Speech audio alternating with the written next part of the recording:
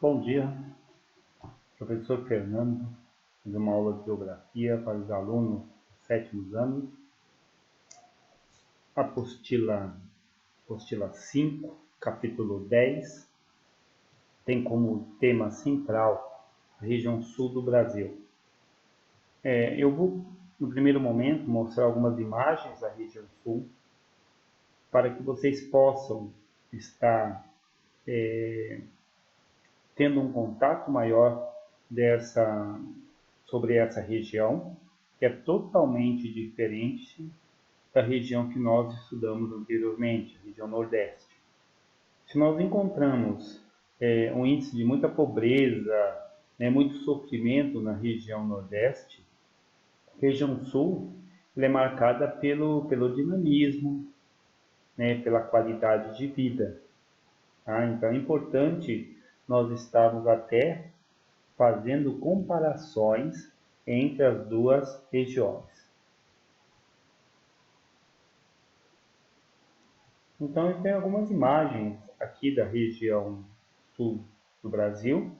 Então nós temos, como vocês podem perceber, uma arquitetura muito europeia. Nós temos as cataratas do Iguaçu, no qual nós vamos falar um pouquinho da usina hidrelétrica de Itaipu.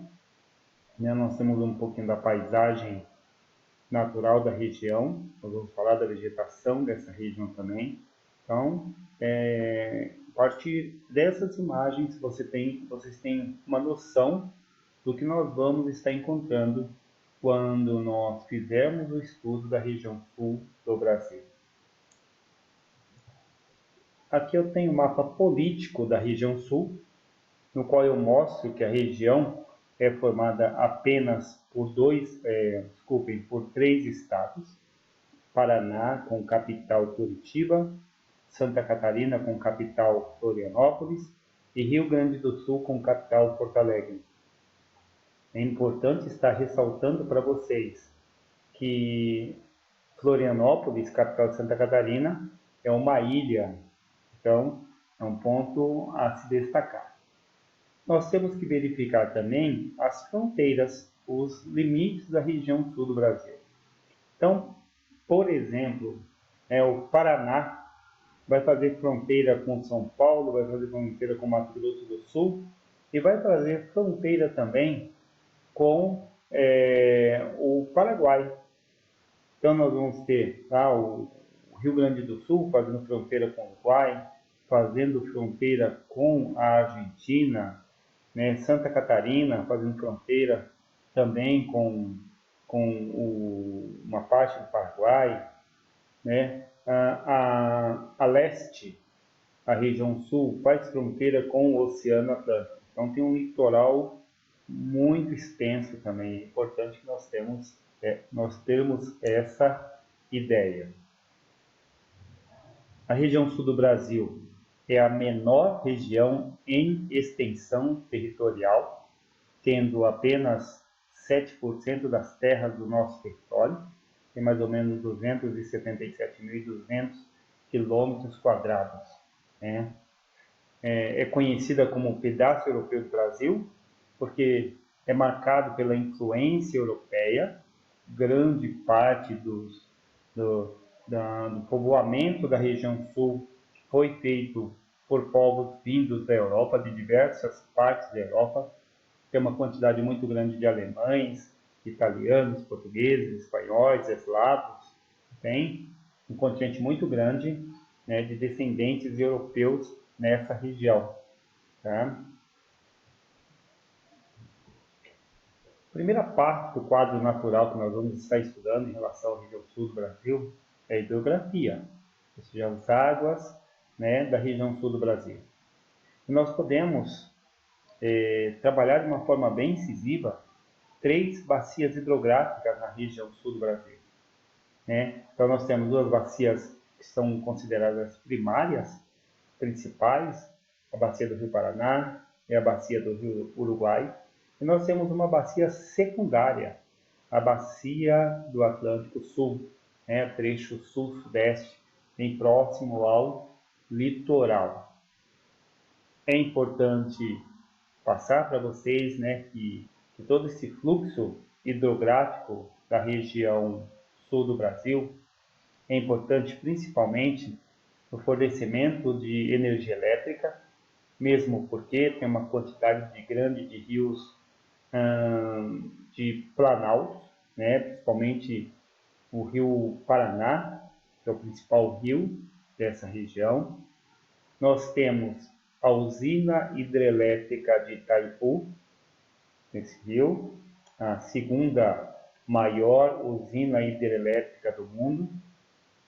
Esse rio também é importante no que diz respeito ao processo de irrigação, abastecimento de água, agricultura, pecuária, indústria. Então esse rio ele oferece plenas condições para a população dessa região. Então nós temos aqui um mapa hidrográfico da região. Vocês podem observar o Rio Paraná, né? Eu vou até acentuar o Rio Paraná. Vou até acentuar o Rio Paraná. Nós vamos pegar aqui, ó, o Rio Paraná extremamente extenso. O Rio Paraná. Olha os seus afluentes. É importante estar ressaltando os afluentes do Rio Paraná. Então nós temos o Rio Tietê, que é um dos afluentes do Rio Paraná, o Rio Paranaíba, o Rio Grande, né? O Rio Paranapanema. Então se nós pegarmos aqui, por exemplo, o Rio Tietê, que deságua no Rio Paraná, nós vamos ter a cidade de Barra Bonita, a usina hidrelétrica de Barra Bonita. Aí nós temos a junção do Rio Tietê com o Rio Paraná. Então esse é um dos grandes afluentes do Rio Paraná que aparece. Nós temos também a bacia do Uruguai, aqui mais na parte de baixo, nós temos o Uruguai fluindo por toda essa região, tá? Importante, outro rio importante. Esses dois rios vão dar ênfase à grande bacia da América do Sul, que é a bacia Platina, ou a bacia do Rio do Prata, formada nessa região. E posteriormente nós temos a bacia secundária, trecho sul-sudeste. Bacia do Rio Paraná. Vou falar um pouquinho dessa bacia. Primeiro, essa bacia possui o maior potencial hidrelétrico do Brasil. É aquela que tem a maior usina hidrelétrica do Brasil, que vai produzir energia hidráulica, que é a bacia de Itaipu, como eu disse para vocês anteriormente, a segunda maior bacia hidrográfica do mundo. Temos outras bacias menos importantes, então a usina hidrelétrica de Ilha Solteira, temos a usina hidrelétrica de Porto Primavera. A hidrelétrica de Itaipu, ela é uma usina hidrelétrica binacional, ou seja, ela foi construída pelo Brasil e pelo Paraguai. Ou seja, capital, dinheiro provindo do Paraguai e dinheiro provindo do Brasil. Mesmo porque essa usina hidrelétrica ela faz fronteira entre esses dois países. Então foi feito de uma forma muito dividida, né? 50% de energia gerada para o Brasil, 50% da usina da energia gerada para o Paraguai, então meio a meio, né? O Brasil, como é um país maior, de extensão territorial maior, com um número grande de estados, muitas indústrias, agricultura, o Brasil consome muito mais energia elétrica que o Paraguai, que é um país extremamente pequeno. Então, o que o Brasil faz? Além de consumir os 50% que lhe pertence, ele ainda compra a usina hidrelétrica produzida na parte do Paraguai. Então, o Brasil compra a energia elétrica gerada pelo Paraguai.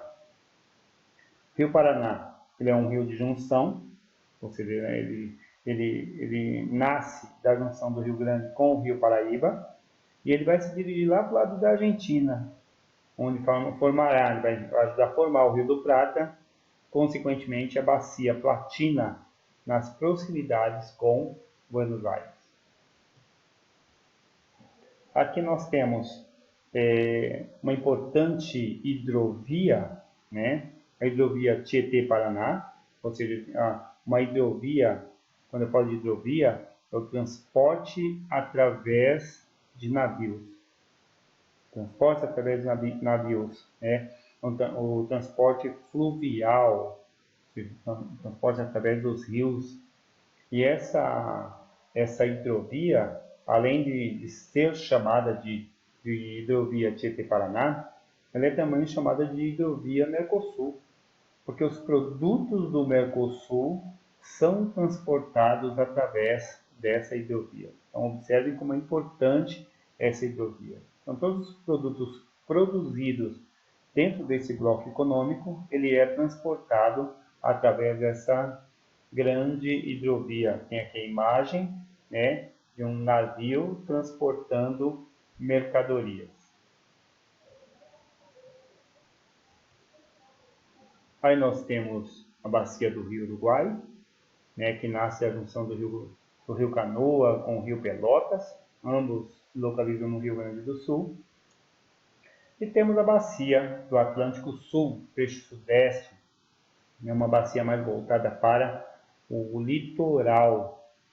Então, os rios que compõem essa bacia desaguam no litoral do Oceano Atlântico, né? Então, nós vamos ter nesses estados os rios como o rio Guaíba, muito conhecido lá no Rio Grande do Sul, né? Esse rio lança suas águas em lagoas costeiras, lagoas lá próximo ao litoral atlântico, né? Tem talvez a lagoa mais conhecida, a Lagoa dos Patos, a Mirim, a Lagoa Mangabeira. Essas lagoas, elas são lagoas de restinga, ou seja, elas ficam numa faixa paralela às praias, né? Então, elas foram formadas paralelamente à praia pela ação dos ventos, pela ação das marés. Eu vou dar um exemplo para vocês aqui através de uma figura, um exemplo de uma restinga, né? Uma restinga é mais ou menos isso, olha. É uma faixa paralela ao mar, né, composta por uma vegetação. Logo próximo tem uma lagoa que eles chamam de lagoa costeira. É isso aí. Termina a aula por aqui. Próxima aula continuaremos com o assunto. Vamos estar falando sobre estrutura geológica, sobre relevo da região sul, clima, vegetação, né? Eu agradeço pela atenção, um bom dia e até a próxima aula.